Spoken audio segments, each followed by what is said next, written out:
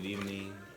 Tonight we read from Leviticus 4 and from Proverbs 25. Yep.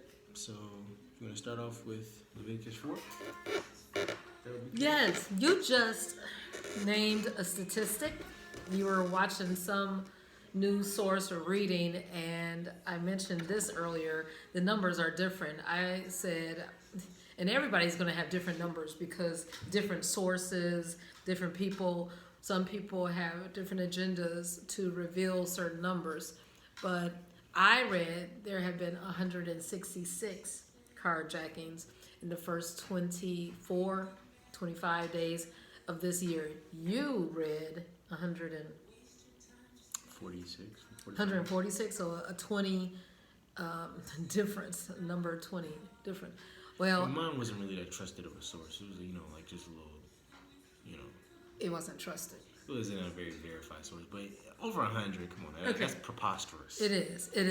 And I was listening to something today in the car, and the person was saying, I guess we're reaping what we have sown, or what the lack of what happened 20 or 25 years ago.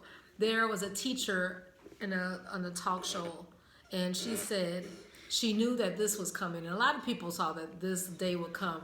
And I did too, because you could see how lax so many of the rules and the, I won't say punishment, but the parameters that were placed back in the early 2029. So these are the parents of these children who are just doing so much, running amok. Well, and we have to look at ourselves as adults because we're all in this together. But it says in verse 22, when a ruler or when a leader, when a teacher, when a parent, someone in authority has sinned and done somewhat through ignorance, right? They might not have realized what they were doing at the time. Like I said, it's not a children or a youth problem that we're seeing the number of young people as young as 10 years old, you showed me? 10 or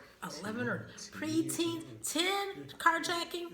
That's not the issue. It's not someone who's only been on this earth for a decade. It's really the examples, the models, the adults who have to be held accountable. But it says that when they have caused offense and done somewhat through ignorance against any of the commandments of the Lord, his God, concerning things which should not be done, and is guilty. And whether it was the commandment, thou shalt not kill with our mouths. How many times have we laid offense against someone and children have heard, and then they have lost respect in turn for that adult that perhaps parents or teachers have talked about. Yeah, they pick up on all that. So what I'm saying is we have to look at ourselves. What do you have to say about that? Or anything in Leviticus? Monitor that aggression. Just monitoring the aggression that you exhibit. Like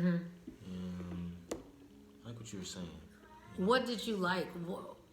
Because I really do think, I think it has bit us a lot that we didn't check in our lives. And young people have kind of checked it out.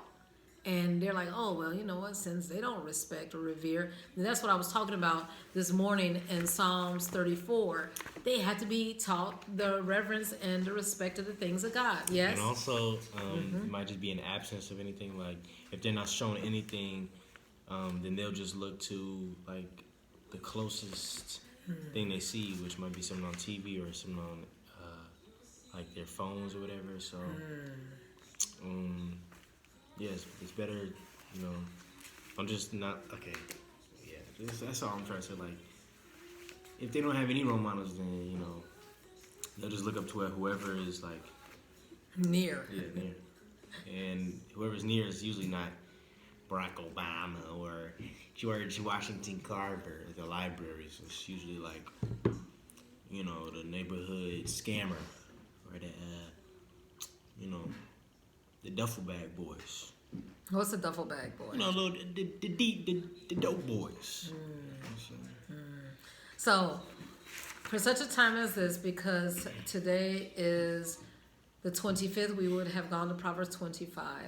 He or she that have no rule over their own spirit is like a city that is broken down without walls. When they do not have parameters, limits, when we haven't taught them the way to go, then they will depart because they've never been introduced to the way of the Lord. So, hearken, children, hearken, adults. And it says in Psalms 34:11, and I will teach you the fear of the Lord. All of us need to have our listening ear perched to the Lord. Have a good evening listening to his commandments.